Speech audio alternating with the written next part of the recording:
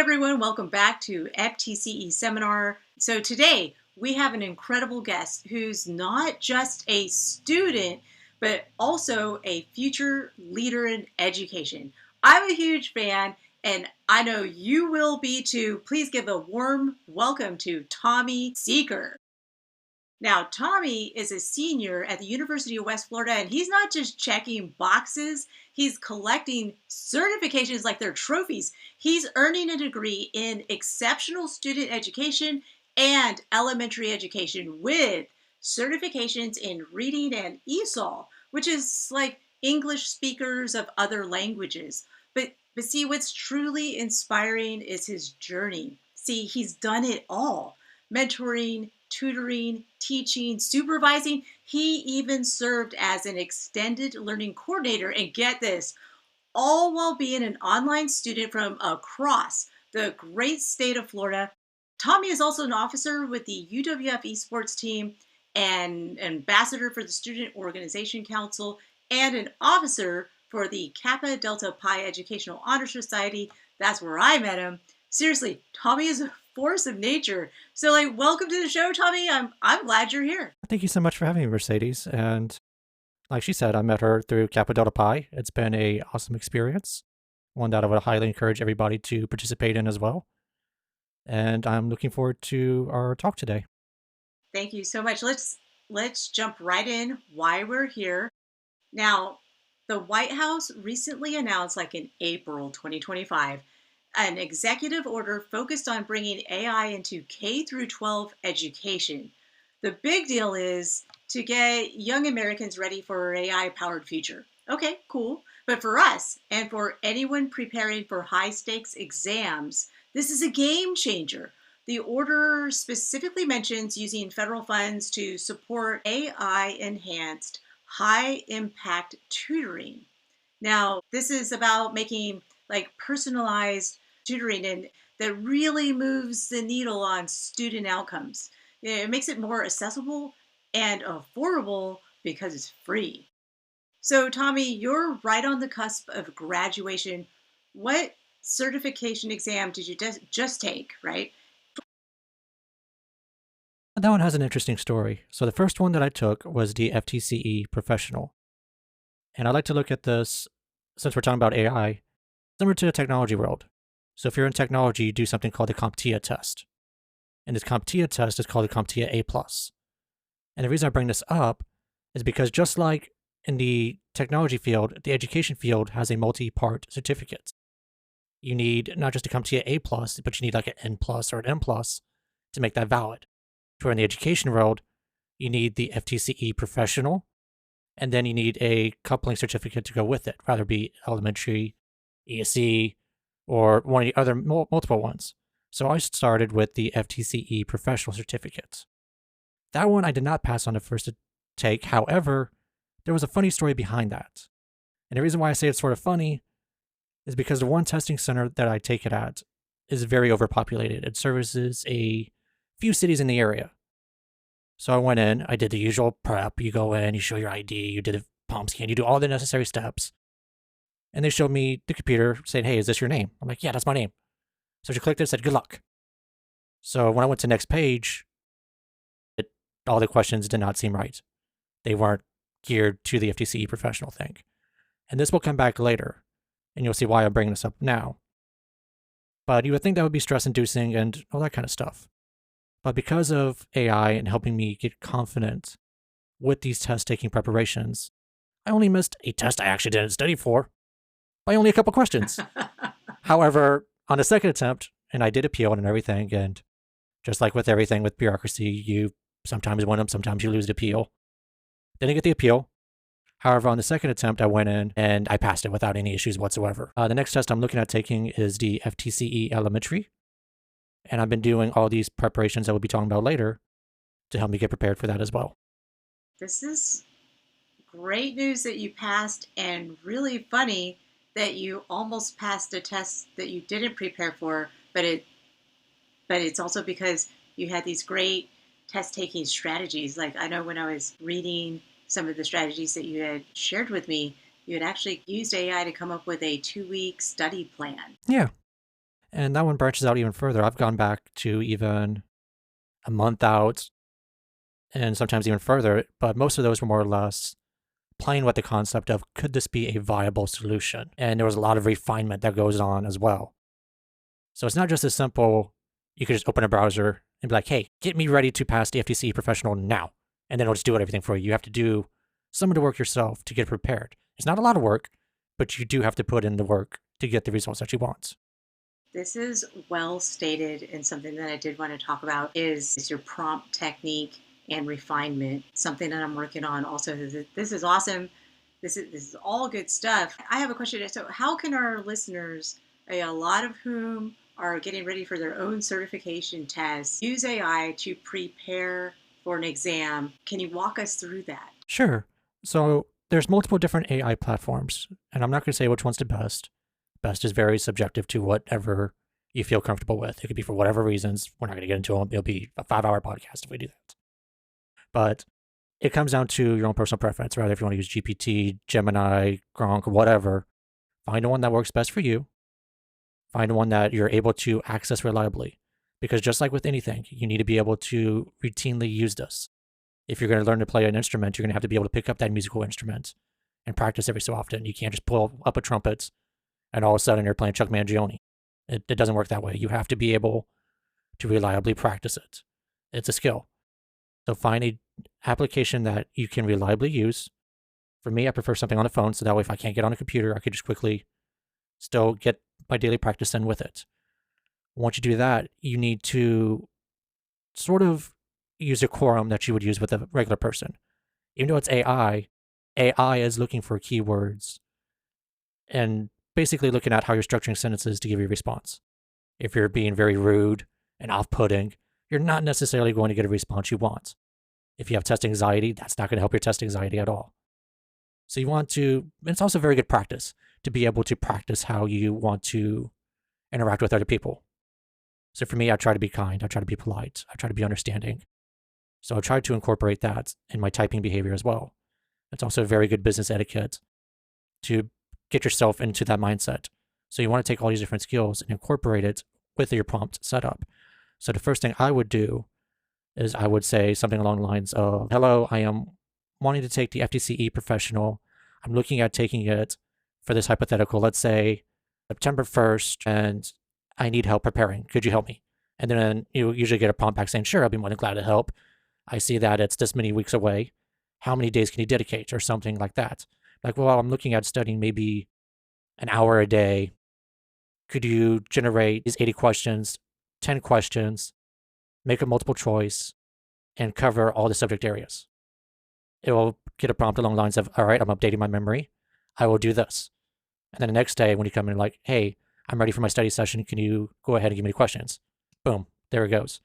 You can now go ahead and answer them and you'll get immediate feedback. So in this case, it'll be like, hey, good job. You got 7 out of 10 today. Would you like to review the 3 out of 10 that you missed? You can say, yes, I want to go ahead and review it. And then you can see why. It will even give you explanations, such as, you technically got this one wrong, but it was a gotcha question. So remember, out of the 4 questions they give you, 2 of them are technically right, but 1 is worded in the way that the test wants you to answer it, to where the other, even though it's right, is not the correct wording. So for example, little Jimmy, please sit down. Little Jimmy, put your butt in a chair now. One's the correct way of asking it, the other, not the correct way of answering it. So they'll give you those type of questions to where you have to decide what is the professional answer, what is the ethical answer, and which one is not. They're both technically correct. We want Jimmy to sit down, but one is more professional than the other. This is a wonderful example, uh, which and I have actually learned that one because I told the students, I was like, oh, please have a seat. And I had students sit in chairs, on desks, on the floor, yeah, on each other, and I was like, okay, tomorrow we're going to use explicit instruction, and we're going to be like, while you're entering the classroom, please find your name at your desk and sit in the chair at your desk with your name. And so these things are really funny, and there's a reason why they're on the test in a professional manner. So I'd like you talk about working with your prompt? What I would do is I would tell it, I am looking at taking the FTCE professional test or whatever test it may be. I'm looking at taking it on this date, and I'm looking at studying this many days a week. So that way it can determine what it needs to break it down to. I'm going to just read this part out loud. It says, let's start with language arts and reading. Would you like practice questions with explanations, a study guide of what to know for the subtest, or a review of specific concept you're worried about? Let me know where you'd like to begin. I would like to begin. I would like to. No, I would like to begin with practice questions, please. Let's say please. It's much like being a teacher in the classroom where you're going to uh, ask and prompt and build and direct and use explicit instruction for what you're looking for. Add to that. Yeah, so basically, what I like to look at it as is it's like a painting. You're starting with a blank canvas, and you need to start adding layers to get the picture that you want. So starting with our prompt, we put in basically the sky box of the painting, the background of it. Now when you start working to get the foreground, the props, and everything else of that painting set up. So now that we've asked it what we want, and it's given us the information, asking us what we want in return, we now have to decide what our comfort level is and start pulling away at it. So if we're already comfortable in the test, say we already have a good background knowledge of the FTC elementary, obviously the AI is not going to know that up front. So now we need to tell it, okay, we're not so much interested in a study guide, we just want the practice questions. So now we go ahead and respond along the lines of, I would like to be quizzed or test, and I would like whatever the format you want. If you're one of those person who wants a real one-for-one situation, you could go ahead and prompt it with, I would like a 80 question. I would like it to be in the format of the FTCE elementary with a pass margin score of 200. Can you please wait to give me the answers until I submit all 80? And then at which point I'll go ahead and be like, all right, give me a moment, updating memory. Here's your 80 questions. I'll let you know if you pass or failed at the end. And then at the end, I'll simply say pass or fail. And you could even ask, okay, which questions did I get wrong? It will go back and reevaluate, tell you these are the ones you got wrong. And you could even go even further. Okay, these are the ones I got wrong. Is there a pattern? It could look back and go like, okay, I noticed you're getting, say, the mathematics section wrong the most. Your reading section is strong, your science section or whatever else. These are all great, but you're showing a massive weakness in science. Would you like a study guide on this? Or would you like more questions on the science focus? You can then choose and start really pulling the AI session in a direction that you want. So with the professional one, the one that was actually bugging me the most was simply getting the lesson structures correct. And it wasn't so much, can I write a lesson plan? It's more or less on the lines of getting the names of the different lessons correct, the Danielson model and all that stuff, getting all those correct. So that was what was tripping me up.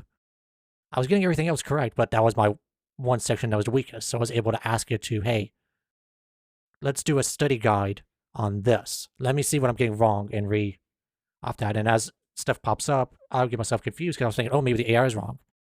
So I would ask it a question along the lines of, hey, are you sure it's Danielson? Because I thought it was, I don't know, Webster. And it would pop up like, no, I could see where you got the confusion on that on. It's a very popular kind of thing.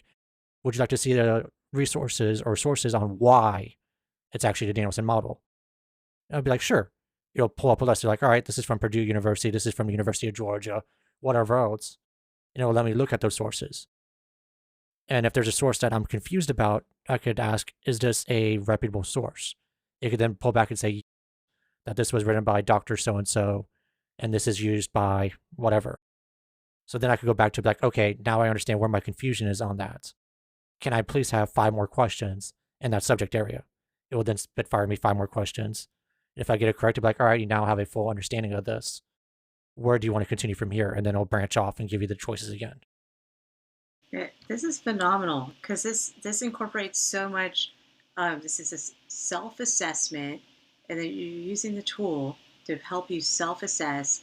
And let's say that there is like a learning theory question, and it had a Pavlov and Vygotsky, which are two that can be confused on the test. And then, and you're right, you would see your pattern, or it could help you see your pattern. Here's what's I want the listeners to understand: to ask follow-up questions. What is the difference between Pavlov and Vygotsky? Tell me more about Vygotsky. What is the zone of proximal development? Please explain. Thank you. Generate 5 questions on the zone of proximal development. And so, how you actually narrow down, and this is exactly what you're going to do in the classroom. You're going to have a student, they're struggling in one particular area. You're going to assess and refine, and then supplement the learning, and then reinforce. Uh, this is very well done. And the other thing that I think we're doing here today is a think aloud. So, as another classroom strategy, instructional strategy, is that we get to hear how you're processing the use of this new tool.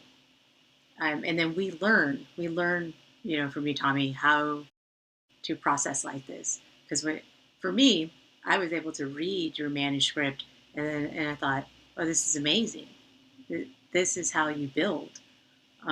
So what have you learned from using AI, and what challenges do you see other students facing as they prepare for these exams?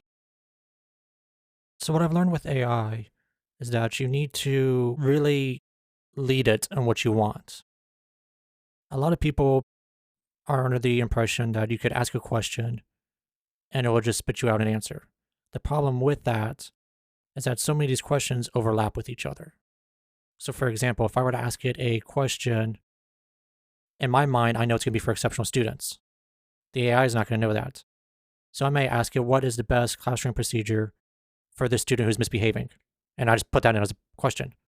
It's going to treat it as a general student. It's going to go through and it's going to give me behavior practices that are probably not appropriate for a exceptional needs student. So you need to be able to set up filters and be as transparent as possible when you're writing these prompts to get the best results. So for me, I would put in what would be the best behavior practice for this exceptional needs student who is demonstrating this, or has this, so I could get the information I need. Because if not, I'm going to get something that's going to be very inappropriate for that student, and that's not going to be healthy or helpful whatsoever. So just like with these tests, if I'm asking a question for the FTCE Pro, I need to make sure it's tailored to the FTCE Pro and not a question that's going to be aimed for, say, high school education, to where there might be some overlap, but generally speaking, you're not going to handle a situation that you would with a elementary middle school student like you would a high school student. So there is something that you have to work with your prompts and wording to be a little bit more precise. And I think that is an issue that some students are going to have, is that they're so used to using a text language, or they're so used to be using shorthand language and whatever, that they're going to start generating these prompts and they're not putting in the thought that the AI doesn't know what they're thinking. They're not putting thought to paper, in this case, thought to keyboard. And you have to be able to do that. If you're not able to translate your thoughts to the keyboard, there's going to be a disconnect. You're going to get frustrated and you're going to think that we're just blowing smoke because it didn't work for you. So you have to be able to take the thoughts in your head and accurately relay it to your keyboard. This is wise. This is very wise advice, Tommy. Uh, this is where the rubber hits the road, right? So, this is the closing of the gap between the textbook theory that you learn and the actual practice in the classroom. When you're prompting for AI, you're using explicit instruction. You are framing the direction. You're so correct. Here's what I saw you do in your prompt writing. You use the word simulate. And when I changed out generate for simulate, I got a live session. Let's say, and you narrowed it down. Let's say I'm only having trouble with competency 4, and let's say that was math. Then I will get a practice test simulation on competency 4 of that specific test for that area, and I can actually cut and paste in what those very specific competencies are and sub competencies from the FTCE FELE main website. So you, as you were stating, the listeners who are preparing for the test and are using AI high impact tutoring need to frame out what you're looking for explicitly. Um, or you're not going to get, if you're not getting what you're looking for, you're not asking the right questions. And this goes into being able to ask higher order questions, which is another wonderful instructional strategy in the classroom. So this all connects this way. I see it all connect. So before we wrap up, I want to give you a chance to share some final words of wisdom. What's one piece of advice that you would give our listeners, especially those who are feeling the pressure of upcoming exams? What I would give as advice is that you have to remember AI is like a tool. It's no different than a hammer. It's no different than a stapler. It could help you do what you need to do, but if you're using it incorrectly, you're not going to get the results you need. Just like with a hammer. It could help me hammer in that nail. Great. Can it help me as a cooking tool? Probably, but probably not going to do as good job as a spatula or anything else. So with that AI tool, you need to be able to use it correctly. You need to be able to spend time getting it set up. After you get it set up, the investment that you're putting into it is what you're willing to put into it. So if you want to spend an hour studying, you can spend the hour studying. But to get the setup, you may be spending that 2 hours or so to get the proper framework you need, so you can only spend an hour on your phone, on your tablet, or whatever else to put in the results. With regards to anything else off that, you can ask it other questions to help you out. For me, test anxiety is my big thing because I start to double question and double think things. So you could even put in there as a prompt, hey, I'm starting to get a lot of test anxiety. What would you recommend? It'll pop up and be like, okay, I see that you're having some issues with test anxiety and you're double guessing a lot.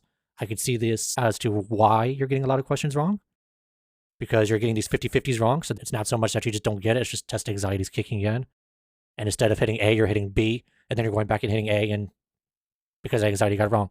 So try these breathing techniques, try these thinking techniques, try using this logic, try all these different things. One of the prompts, or one of the things it gave me was, remember, you have 4 answers it's giving you.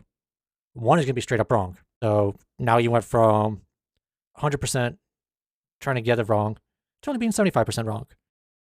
2 of them are going to be similar. Take the one that's not similar, get rid of it. Now you're down to a 50-50. That's a coin toss. And now that you're down to a coin toss, which one sounds the most professional? Which one sounds most ethical?